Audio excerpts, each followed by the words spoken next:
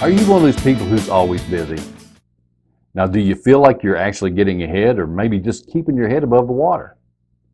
Do you sometimes find yourself saying to yourself or to others, I have to do this or I have to do that?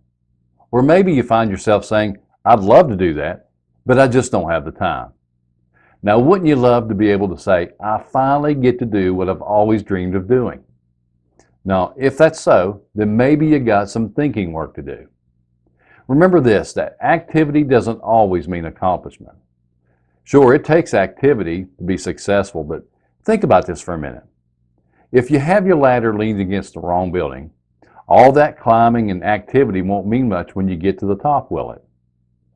If you feel like someone I just described, then maybe it's time to rethink your priorities.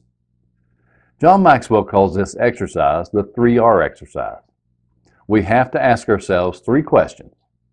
The first one is, what is required of me? We are all accountable to somebody, and for that reason, this 3R list must always start with this question. That means we have to think about what is required of ourselves that no one else should do or can do. Now, the second question to ask ourselves is, what is it that gives me the greatest return for my time and energy? People naturally are more productive if they're working in their natural gifting and strength zone. That's a fact. Now, when we understand and begin doing this, it'll make it easier to delegate or turn over to things that we're weak in to somebody who may be strong in that area.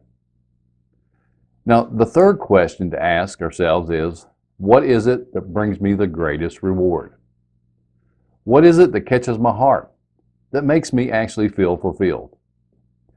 Now, also, think about this. If I do a good job of what is required of me and manage my time better by working in my strength zones, I will naturally have more time to spend in the areas that bring me the joy and fulfillment that I seek.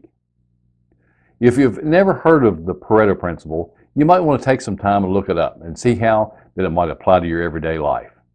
Now, this principle implies that if we spend 80% of our time on the top 20% of the activities that matter most, our activities will automatically become more productive.